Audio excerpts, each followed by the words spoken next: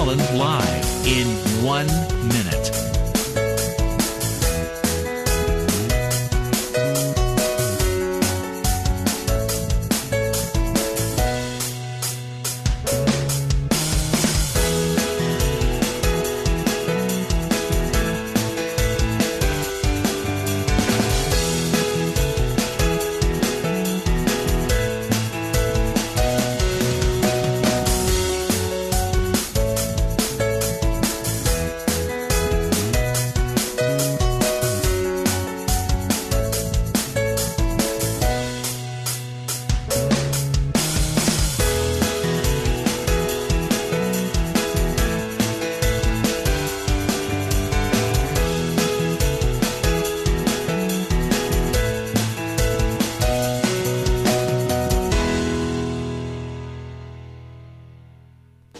Welcome to Lynn Cullen Live at pghcitypaper.com. Email your questions and comments to Lynn at pghcitypaper.com.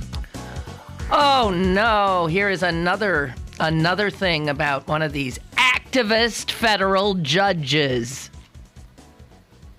Oklahoma federal judge threw out Oklahoma's law. Said it was unconstitutional. Oh, what law, you're asking? The law that says that Sharia law, Islamic law, could not be considered in the state of Oklahoma. And a federal judge threw that out. Why, I'll be stunned. Unbelievable. Apparently, the state attorney general who was representing the state, defending the state in this case, admitted during the case, as the judge pointed out, that they knew of no instances where an Oklahoma court had applied Sharia law or used any legal precepts from any other culture, any other religion, or any other nation. So, the judge said, it is abundantly clear that the primary purpose of this was a constitutional amendment in Oklahoma. Primary purpose of the amendment was to specifically target and outlaw a specific religion's law, even though there is, and it was overwhelmingly approved by the voters of the state of Oklahoma, and the judge said, well, that don't mean a thing. Oh, my God. I don't think this is the only state that's done that. The head of the ACLU in Oklahoma, man, that guy must be busy. Whew. Ryan Kiesel said, I think summed it up, the amendment was nothing more than a solution in search of a problem, sort of like voter ID in Pennsylvania, which now sits before a judge awaiting a verdict. If you elect Republicans who do not believe in governing, this is what they do. This is how they play at governance. They stand in the way of anything that could reasonably be defined as the role of government. And then off they go in these absurdist directions. They're going to go for it again. They're going to try to get this law passed again. This time they're going to sort of avoid specifically mentioning the word Sharia.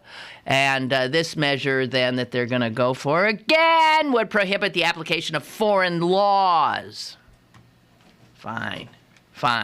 As if that, too, is a huge problem.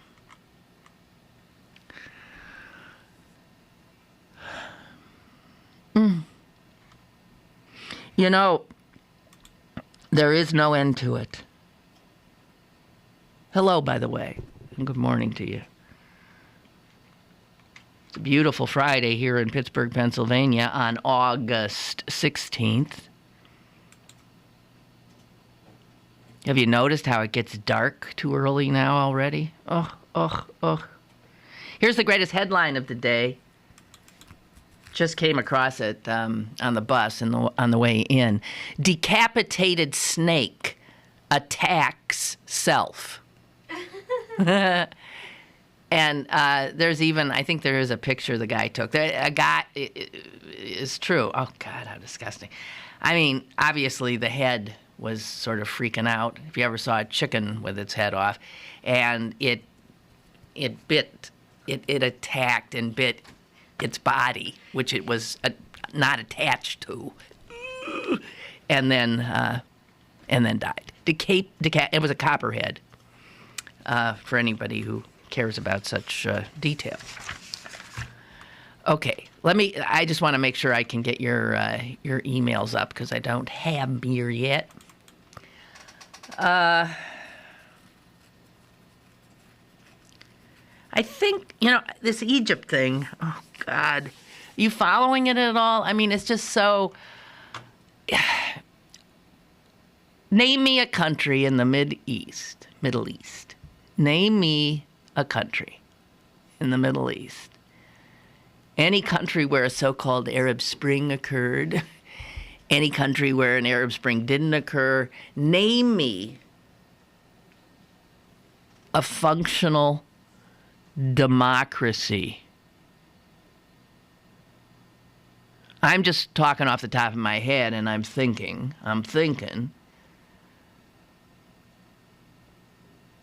And I can't think of one. Well, am I forgetting anything here? You could go country by country. Look at Syria. Good God. That's Syrians killing Syrians. Muslims killing Muslims. Look at Egypt. Egyptians killing Egyptians. Muslims killing Muslims, and we must say Muslims killing Christians too. The Coptic Christians in Egypt are understandably getting very, very nervous. I don't know, and like everybody's on Obama like he's supposed to do something. What the hell are we supposed to do? Which country do we go into? We save the Syrians from the Syrians? We save the Egyptians from the Egyptians?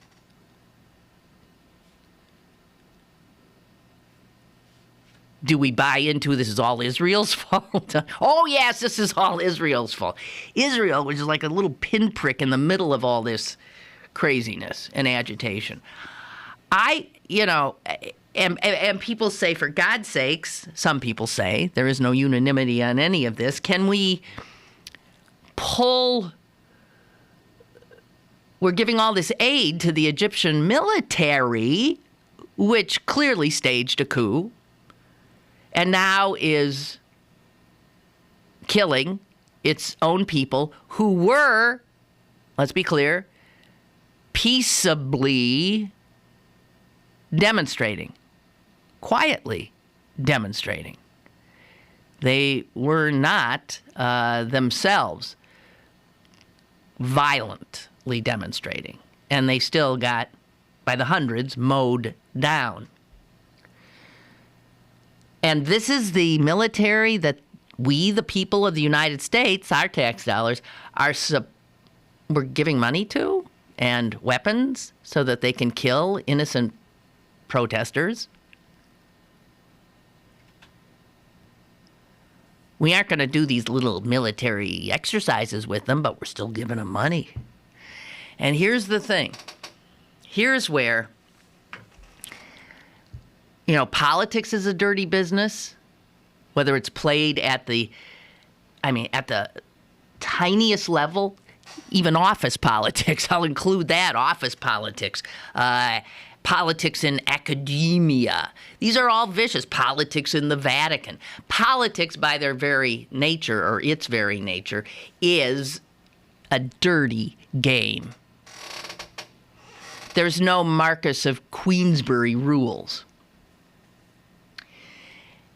And geopolitics, the maneuvering of nations for power and favor, that's a dirty game too. And this is where those of us who have trouble looking at this and acknowledging that reality can get our heads all befuddled. Okay, let's say we do the principled thing. Let us remove our hundreds of millions from, or billions, I don't have a clue, from the Egyptian military. Let's not give them any money. Okay, then our hands are clean. But guess what happens then?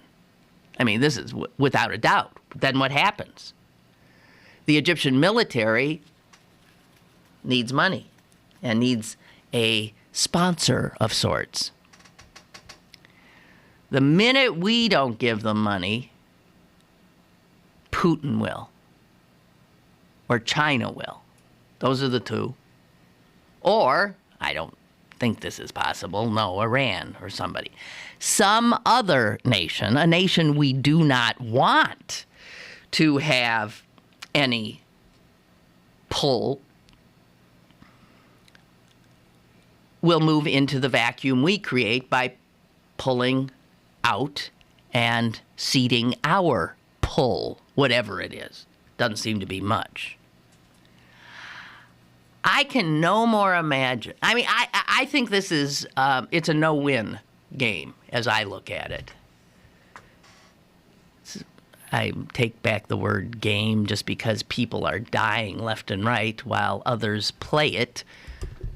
But, again, to quote my favorite Bob Dylan line, we are only pawns in their game. It's always been thus. I really, as an American and who likes to think I'm paying attention and wants to take a stand, I don't have a clue. The one thing I know for sure is we have very little power, really, in this regard. But at this point, we do have more than China or Russia. But very little. And people who don't understand foreign aid don't realize this. What are we giving money to these people, to this person, for that horrible country? We do it so we have some measure of entree and ability perhaps to influence.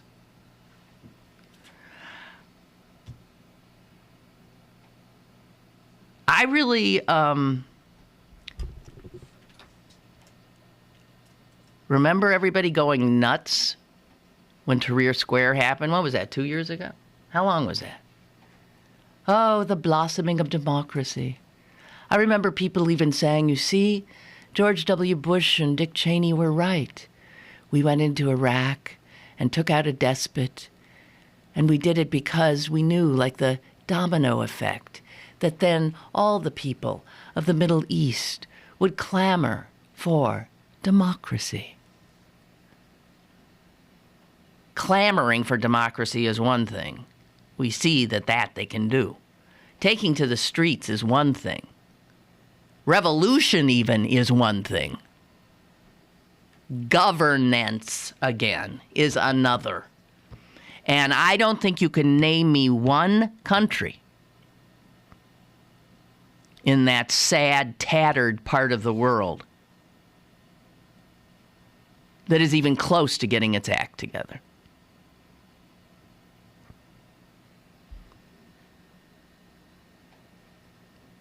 That area has been a tinderbox since the day I was born. It's a tinderbox now. And the interest of other nations of the world is understandable. Not just because of the oil. Not just because of the oil there. But because of the interconnectedness of us all. And if you have that large a region with such a huge population going berserk, that has great implications for all of us. I don't have a clue. But anybody who thinks we're supposed to go in and somehow fix it is out of their cotton-picking minds. And so I hear people saying Obama looks like he's not doing anything. He seems weak. What the hell? Tell me. What the hell is he supposed to do? What is he supposed to do? You play president.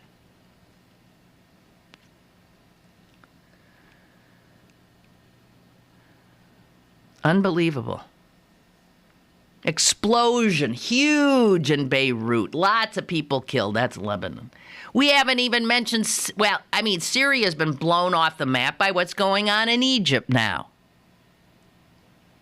And generally speaking, Americans don't give a damn, right?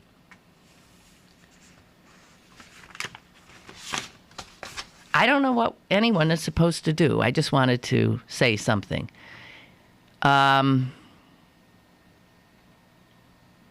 Here, David has said something. Tea Party Dave here. Oh. From what I know, Jordan is a quiet, peaceful country. I think it's governed by a king and a very pretty queen. Spoken like a American who's sort of paying attention. I mean, that'd put you, Tea Party Dave, that knowledge, what you just wrote, Jordan is a relatively quiet, peaceful country governed by a king and a very pretty queen. That would put you in probably the 98th percentile of knowledgeable Americans regarding what's going on in the world. Yeah, it's governed by a diminutive king whose father, King Hussein, was a diminutive king. And Jordan, that little monarchy, which is all of 3 generations old, I believe, has managed to sort of keep that nation relatively under control. But I can assure you, that's the one country I would have said is the least embroiled. But make no mistake, I said democracy. I said, name me a democracy. And King Abdullah, that's the king, is very nervous these days, and understandably so. He does have trouble, but he has, in his own iron-fisted manner, managed to keep things under control. Jordan has generally been one of the more moderate nations in that area. And Jordan and Egypt have, because of our aid to them, been nations that we have had, and in the case of Jordan still do, some measure of influence in. But what a damn mess. What a damn mess.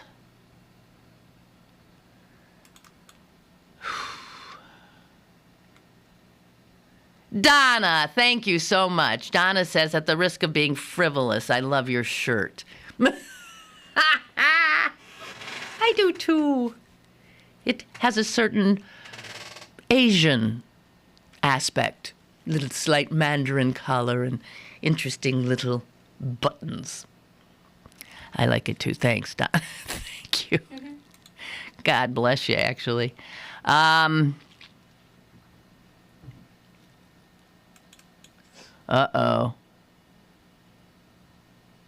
All right. Okay. All right. Okay. I hate to go here, but I think I'm going. And Tea Party Dave, I will, I guess, dedicate this next little item to you. This comes out of the Washington Post today, and it's a follow-up to the Obama rodeo clown incident at the Missouri State Fair. And the Post decided to talk to, and I hadn't seen anyone else do this in as much detail and depth as they did, to talk to people who were there. And other than this guy who took what video there was and who freaked out and compared it to a Ku Klux Klan rally. So they sent a reporter in, one Philip Rucker, and he talked to people who were there, and they were pretty much unanimous that nothing untoward had happened, that, in fact, it was all a joke, and that Democrats somehow can't take a joke. I suppose these same people would have said back in the 60s that Bull Connor sicking dogs on peaceful demonstrators was just a joke, too. Can't you take a joke? Anyway, some of what this article says is so frightening, really, in its ugliness and in its racism, that to read it and disregard it seems to be a very, very wrong-headed response. To read it and be very, very concerned would seem to be the proper response. Concerned for our nation. And concerned about the inability of some people, lots of people apparently, whole statefuls of people, whole rodeo arenafuls of people, to acknowledge the common humanness of people who don't look like them.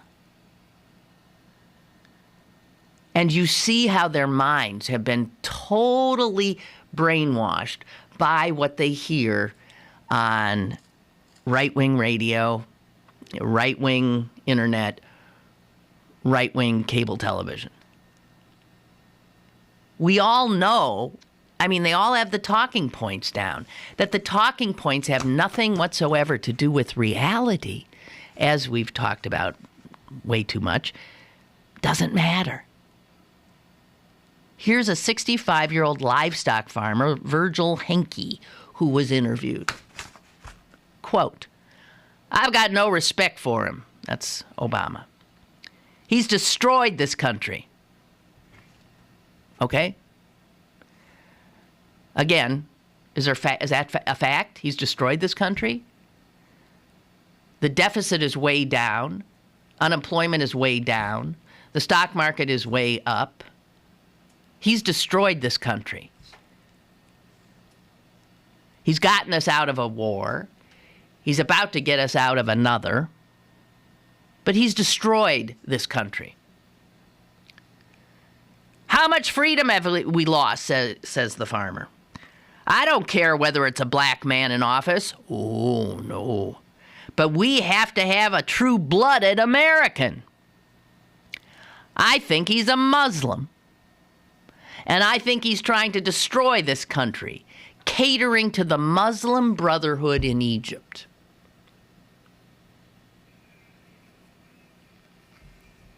Now, excuse me, sir. I mean, you can't, how do you even deal with people this dense and uninformed? It is, I know we've said this before too, it's like they have a faith. It's like faith is something that you cannot argue with somebody about. They believe, and that's it. And you can't argue based on fact because there is no way to prove or disprove faith. It is what it is. It is a belief. And it's independent of fact, provable fact. So when people are like this in regard to tangible things like reality, like their country, like fact of what is going on here, and when they suggest, like this man, this voter, who says that Obama is somehow in cahoots with the Muslim Brotherhood of Egypt. Now, that's interesting because I was just talking about the fact that Obama has not pulled the funding from the Egyptian military, which is now mowing down members of the Muslim Brotherhood in Egypt with our help. Strange that if Obama is essentially one of the Muslim Brotherhood or one with the Muslim Brotherhood. Well, it turns out that this farmer is getting his sense that this was all in good fun from conservative talk radio. And because I don't listen to it, I did not know that, as usual, they stand their ground. So even in the face of something as outrageous as the Obama rodeo clown incident with the hundreds of jeering, hooting American voters having a little fun, even in the face of that, and the condemnation from not just Democrats, but also Republican office holders, they dismiss it as a mere joke and, as I said, decide that somehow we who support the president seem to think that every little jab at him is evidence of racism. The Post talked to a political science professor at a University of Central Missouri, and he acknowledged that rodeo clowns have in the past made fun of politicians here and there, but he said, never like this. Quote, "This goes beyond the pale." They were talking about physical injury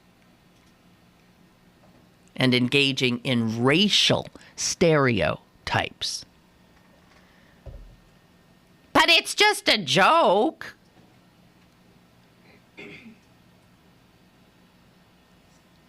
So anyway, the Post reporter walks around, he's talking to people, and he says this: there was near universal agreement that the incident was all in good fun, and disapproval of the president crossed into a deep personal hatred, often tinted in racial terms. And I want to credit the Post reporter for being that clear about what he encountered. What he encountered was a state fair in which a lot of the booths and the people in them were blasting right-wing radio through boom boxes, if those things still exist, yeah, and selling stickers and things that you can put on your car, decals, featuring a boy urinating on Obama. This is at the state fair in Missouri. Confederate flags were selling well at $8 a pop.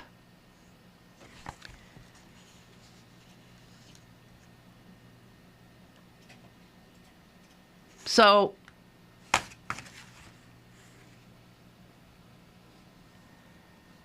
Kenneth Robinson, 58, a hospital clerical worker,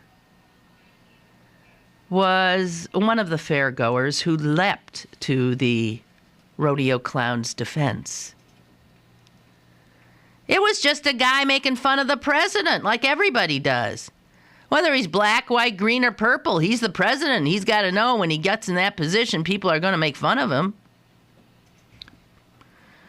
Bernadette Brock, 67, who was square dancing at the fair, said the incident was nothing compared with anti-Obama displays at other events she's attended. Honey, Bernadette said, if you had been in some of our counties down here, this was mild. So, interesting, what's mild to some looks like a Ku Klux Klan rally to others. And the one guy who had been there and had unfortunately attended with a foreign exchange student from, I believe, South Korea,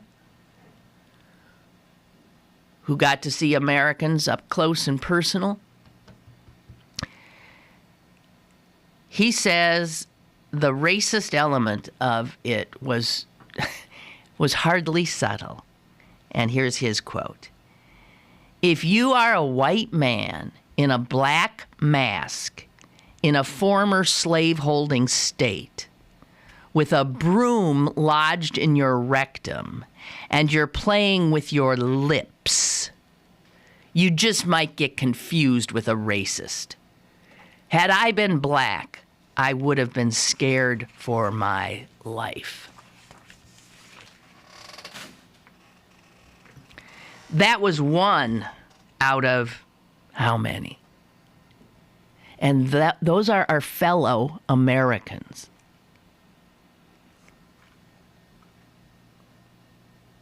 Unbelievable.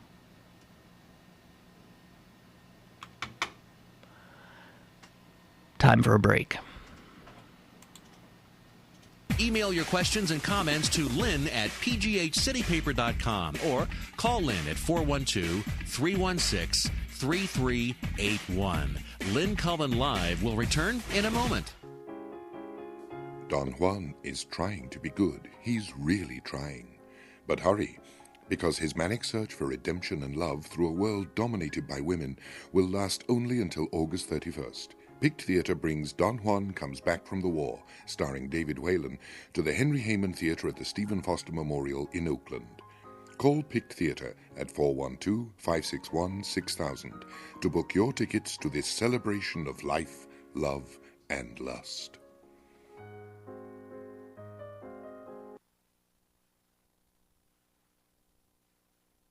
It's Shadyside Arts Festival time. Don't forget to mark your calendars for the 16th Annual Shadyside Arts Festival, August 24th and 25th.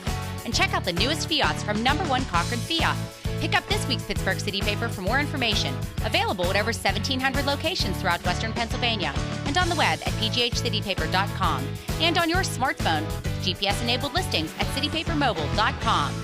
Les Ludwig, your independent, self-financed, clean candidate for mayor of Pittsburgh. You've heard the saying, same old. If we don't change what we're doing, we can only expect the same results. Let's look at what the Democratic Party leadership of your lifetime is asking you to do on Election Day. They want you to forget that they and Ravenstall have not lived up to minority contracts and the jobs involved in it. If government promises work and jobs and wants to leave it for the next candidate, will it ever get done? How can we trust Peduto and especially the leadership when they continue to act this way? Are they hiding something worse than Harper's misdeeds? Vote November 5th and remember, same old. Embrace change and work willingly with it. Think outside the party's box. Make Les Ludwig your mayor and join his march to clean government and keeping promises. You're listening to Lynn Cullen Live at pghcitypaper.com. Once again, here's Lynn Cullen. All right. Here is an email from one of you. You were talking about smoking. I quit 7 years ago and found there were unexpected results. This is great. While, of course, we assume that the slave to nicotine must stand out in the rain and cold to get their fix, but it was only after I quit that I realized that also alleviated boredom. And what the emailer's saying is, about those smokers who are outside, I often wondered about this. The non-smokers are at their desks working. Do you ever think of that? And then the smokers would get up God knows, some of them with great regularity, and disappear to smoke. Well, when they're doing that, they ain't working.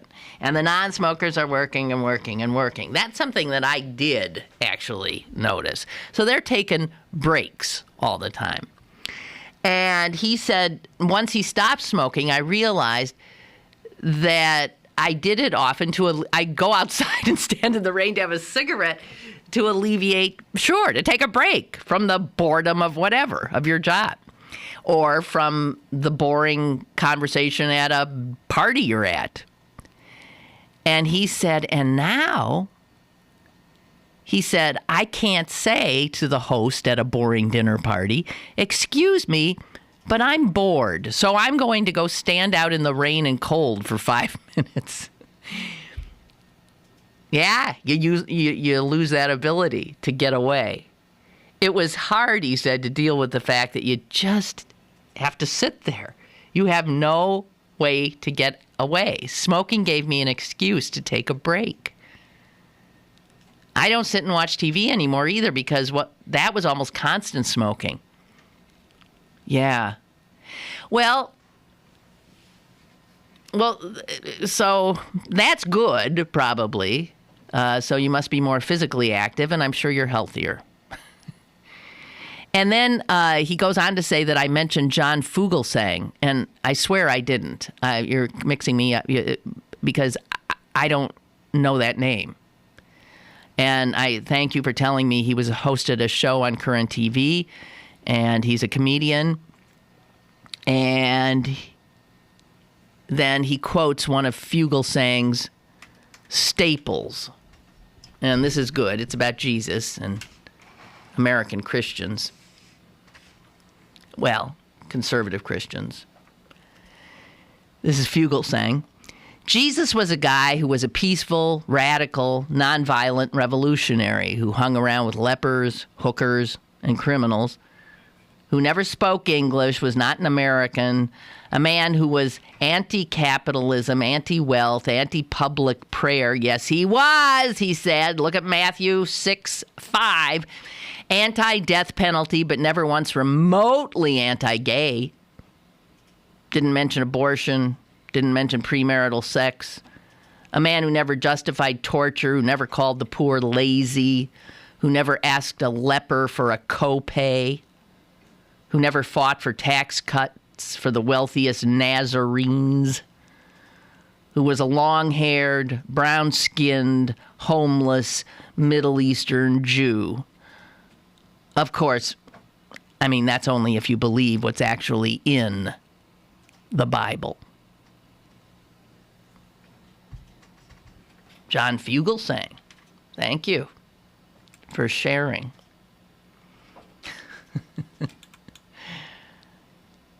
Marge writes, I also watch Fox, The Five, that must be some show on Fox, to see what the other side is up to.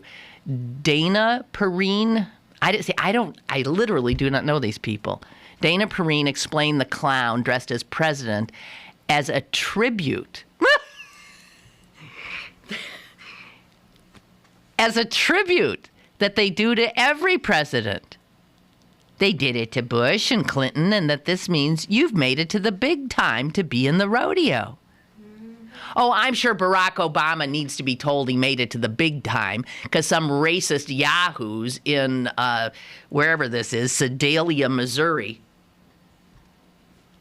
had some fun hooting and hollering at a racist incarnation of him, and complete with all kinds of racial slurring. The clown did not get fired. So I'm not sure who it did not get what? Fired. Yes, he did. So I'm not sure who is right. I found it disgusting. Yeah, the clown was, he has been barred. From whatever clown rodeo association exists. But he also has a new Facebook page where he's got 100,000 or so followers already. And he has some Republican members of Congress defending him and inviting him down to their districts to have a little fun, too. So I wouldn't worry too much about him. I think he'll be just fine. Now, I got to tell you, I watched a documentary about Malcolm X last night. And boy, that stuff's hard to watch. Because in showing you the life of Malcolm X, of course, you must revisit the 50s, the 40s, the 50s, the 60s. And you must revisit the terror of being an African American in this country. And you know how the other day I was saying in my naivete, because I grew up in a town that had no African Americans in it, except one little family in the whole town. And, of course, a few football players, but who were cheered on Sundays and then, you know, who knows what, Monday, Tuesday, Wednesday, Thursday, and the rest of the week. And I was shocked when I came here to find out that, like, there was segregation here, total. Separate swimming pools, blacks weren't allowed to do all kinds of jobs here in downtown. They weren't welcome in stores, in certain stores. All this, I was like, in the 50s and even into the early 60s, I thought, what? In the North? This is how out of it I am. And in the documentary last night, Malcolm X, talking to some group, said, don't talk about the North and the South when you're talking about America. He said, for us, African Americans, it's all the same.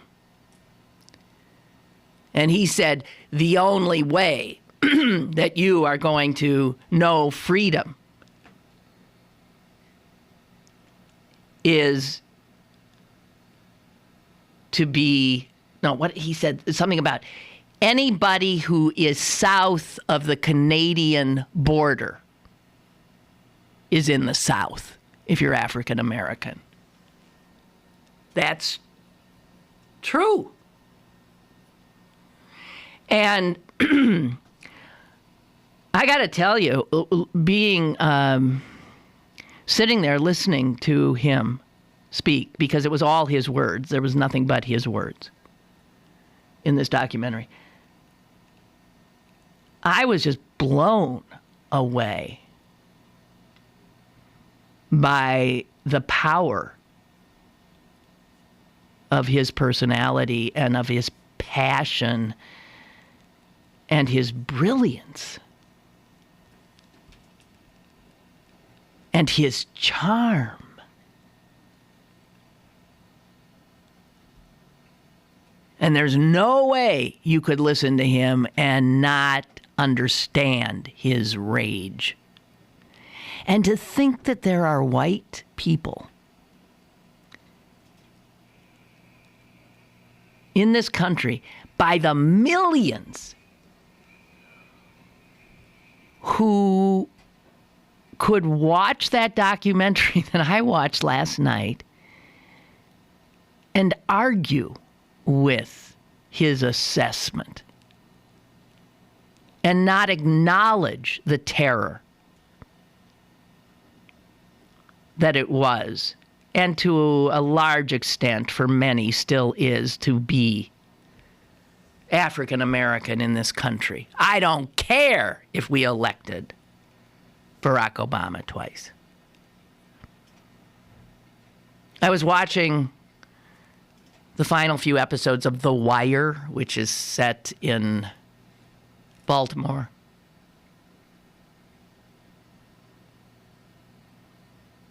And this bright young black kid, who I fear is not going to live through the next few episodes,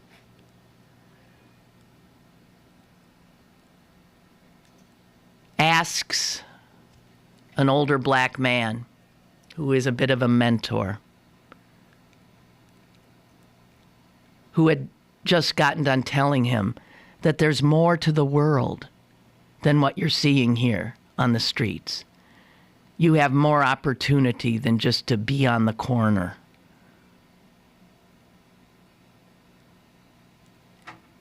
Or to be in a gang. And this kid is looking down and shaking his head, and he looks up and he says, "But how do you get to that other world?" And that was a real slice of life, that drama, that bit of drama, that is still true for millions of African Americans and poor whites in this country. How do you get there?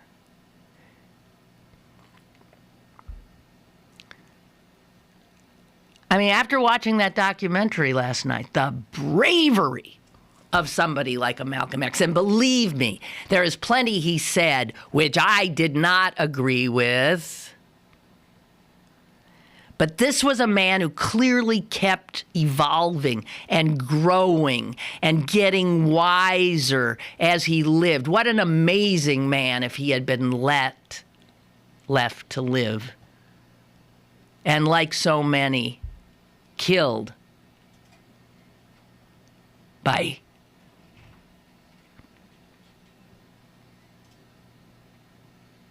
a black Muslim.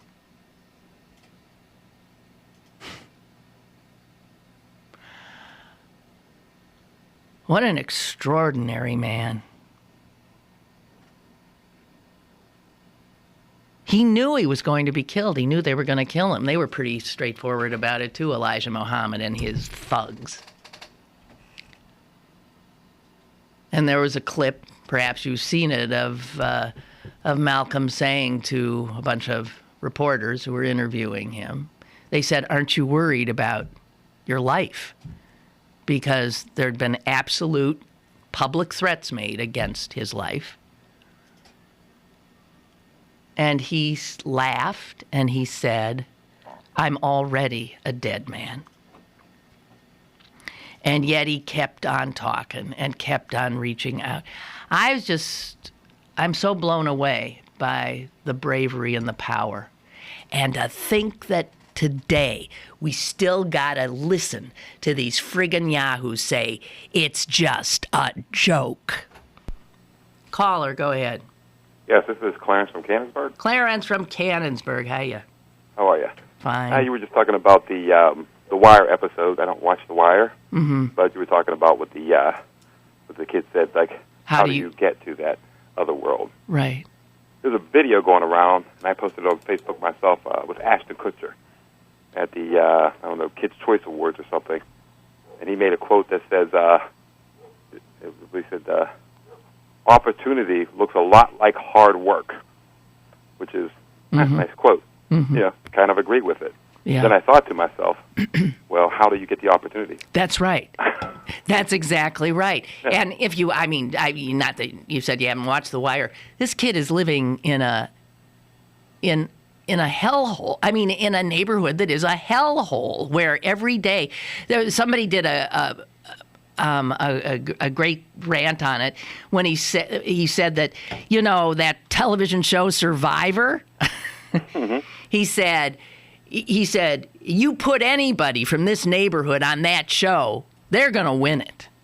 because they have to survive every day they get up and figure it out somehow.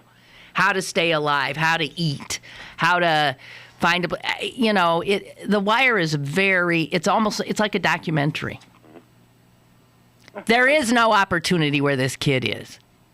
Yeah, that's exactly. I remember years ago, and this is back in the 80s, where there was it might have been 20, 60 Minutes, they were doing this thing about inner city life, and they were talking to this guy about getting a job. And he says, when you only have, $2.50, you can use that for the bus to go downtown and to apply for a job that you might get, or you can buy a sandwich. That's right. that you need. That you need. And right. Those are the kind of things. I've been having arguments, which you can't see on Facebook, with people about, kids these days. They don't want to work. I'm like, where? Yeah. You see them on the street walking with their pants hanging down. How do you know they're not walking to work? There you go. But there's this attitude, and these people feel entitled, and you feel entitled that everybody has to dress just like you. There's some kind of weird, strange thing, and it has to do with race, and it's more has to do with Obama being president, and well, and what that do you, fear that something's going to be taken away. So, Clarence, and you can't. When you talked about faith, I went, there you go, Lynn. I know. You almost can't argue with it, but I argue anyway because there are other people, and I found this out on Facebook. People actually come up to me whispering, yes, Clarence, I saw what you wrote, but I can't write things like that because, I'm afraid of whatever, And I said, well, I have nothing to lose. So. That's I despair. I mean, how can you look at what, it's just a little slice of reality, that rodeo thing, But here's the thing. I would, for the last 3 days, or Monday, Tuesday, and Wednesday, I was up at Seven Springs drawing caricatures for Sheets.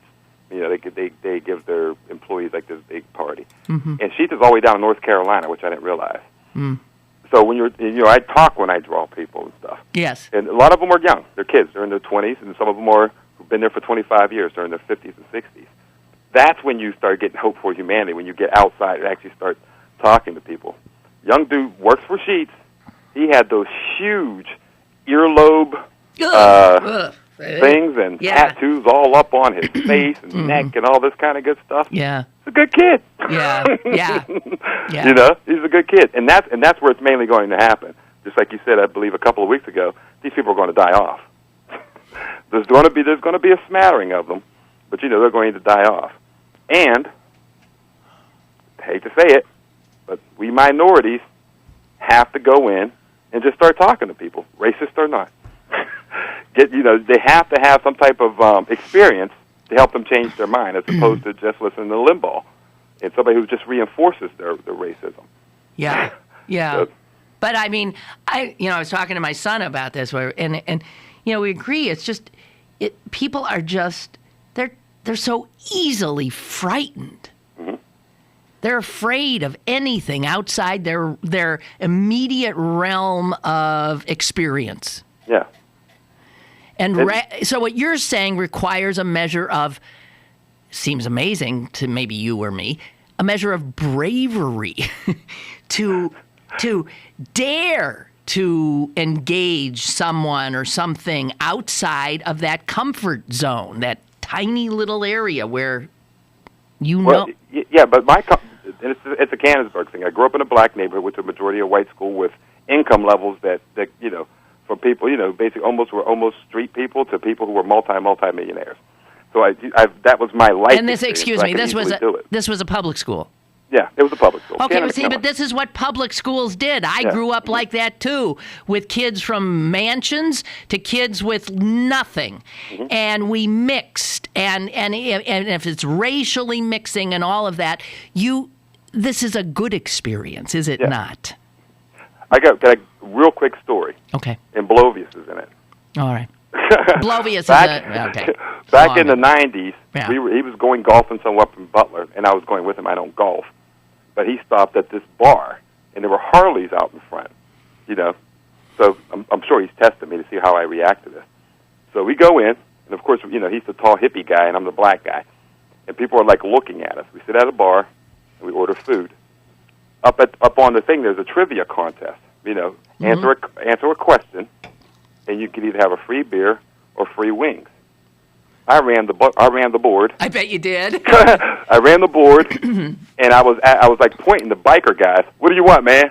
Oh, give me a beer, brother. Yeah, get a beer for that guy. What do you want? I take some wings, brother. Yeah, we were heroes. We was. It's like, all right, brother. Yeah, yeah. And I'm like smiling and waving like a senator. Did I change any minds? Possibly. Maybe. But I don't know. They liked me after I left. You bet. You bet. But see, Yeah. you've got that. You've got personality, and you've got. I won't call it courage, but maybe it is. I Is it? grew up with guys Who are just like that, so you who don't fear. were bikers, who drove Harleys, big guts, beards, and everything else. Yeah. They worked for the borough or whatever. Known them all my life. Yeah. These are just guys. I They're know. not biker They're guys. Just guys. They're guys who ride bikes. Oh, Clarence. All right. Thank you. You're welcome. Have a wonderful weekend. I will. Thank All right. you. You Bye. too. I got to take a break. More is on the way with Lynn Cullen Live. Go to barkbargains.com for great deals on gift cards from your favorite local restaurants, bars, museums, attractions, and shows. This week, great deals on gift cards to SIBA, tickets to PICT's Don Juan, Cadillac Ranch, and Crazy Mocha. Supplies are limited. Bergbargains.com, Pittsburgh's best bargains. Bergbargains.com. Howard Allen Events, producer of the country's most popular high-end festivals, returns to Walnut Street between South Aiken Avenue and South Negley Avenue in Shadyside. The 16th annual Shadyside, the art festival on Walnut Street, will be held August 24th and 25th, transforming this popular downtown shopping district of Pittsburgh into an outdoor art gallery with an eclectic mix of the country's top established artists as well as new and emerging talent. Admission is free and open to the public. Showtimes for the Shadyside, the art festival on Walnut Street, are Saturday 10 a.m. to 7 p.m. and Sunday 10 a.m. to 5 p.m. For more information, go to artfestival.com. Come to Little's for all of your back-to-school needs. Little's has everything for all ages to stay in style for this upcoming school season. Check out the large selection from Doc Marten, Steve Madden, UGG, Clark's, Lely Kelly, New Balance, and much, much more. Don't forget to come visit this season's colorful handbag selection as well. Little Shoes, Pittsburgh's largest family shoe store, 5850 Forbes Avenue in Squirrel Hill. Have a question or an opinion? Call Lynn Cullen at 412-316-3381 or email lynn at pghcitypaper.com. Now, more with Lynn Cullen Live. Okay. Yeah. Well, I have a story like that about all of us and our stereotypes, our assumptions because of how people look. I've told it before, but I had to have surgery on my foot. This has to be, 25 years ago. And it was heavy-duty surgery. I was in a wheelchair for a long time. I'm on crutches for a long time. I'm in a cast for months. And I was standing, I couldn't drive. I'm standing outside on Forbes Avenue in Oakland, having been to a doctor. And I'm waiting for a yellow cab to pick me up. I'm on crutches and I'm holding these papers and stuff. I don't know, something I was working on for work or reading. And I'm balancing on one leg, and the cab is not coming. I'm exhausted. And then I drop the papers. And if you've ever been on crutches, you're like in a cast, and there are papers all over the sidewalk. I couldn't get them. I was like, it was something. And there are people. This was busy Forbes Avenue. There are people walking back and forth and back and forth. People in scrubs and people in, nice clothes. They walked right past me. I was stunned. Then I see a kid on a skateboard, and he too, like the kid that Clarence was describing, looked scared. I mean, he looked like one of these kids that you'd say, oh, God, I've ever had a kid and he turned out like that, I would just die. And he's on his skateboard and he's weaving through everybody else, and I'm thinking, oh, my God, he's going to run me over. He's going to run me over. I saw him nothing but a threat. He seemed to be coming right at me, and, of course, as he gets right near me, he does this amazing little stops on a dime, gets off his skateboard, says, are these yours? Do you need? I said, yes, and picks them all up, gives them to me, gets on a skateboard, and goes on his way. And I burst into tears. I burst into tears for a lot of reasons, but was that ever a learning moment for me? That was a huge moment for me. It has been, and a little thing like that, one act by one guy, and I swear I am nowhere near, ever since then, as quick to judge people based on the assumptions we all make because of how they're dressed or what they look like. I don't know why. It must be human nature, obviously.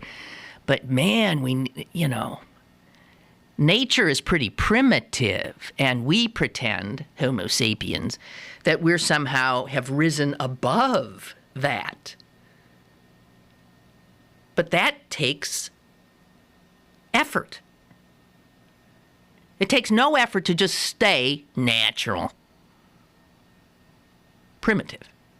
It takes effort to pull yourself out of all those sort of reptilian-brained responses that are in all of us. And some people don't even ever bother to do it.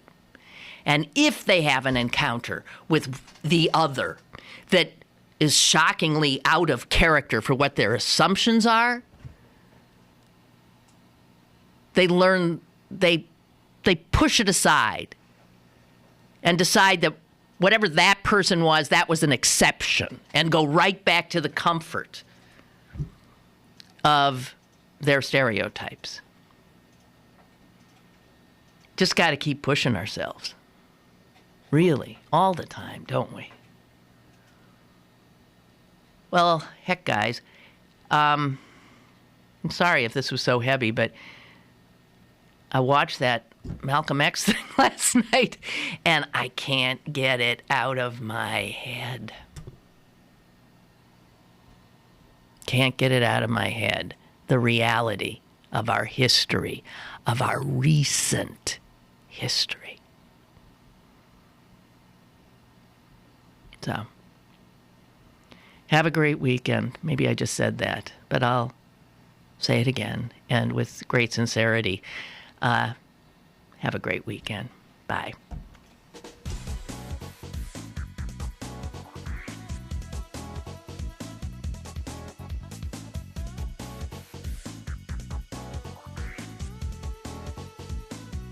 Lynn Cullen Live, Monday through Friday from 10 a.m. to 11 a.m. and archived at pghcitypaper.com. The opinions expressed on Lynn Cullen Live are those of the host and do not necessarily reflect the viewpoints of Pittsburgh City Paper, Steel City Media, and its advertisers.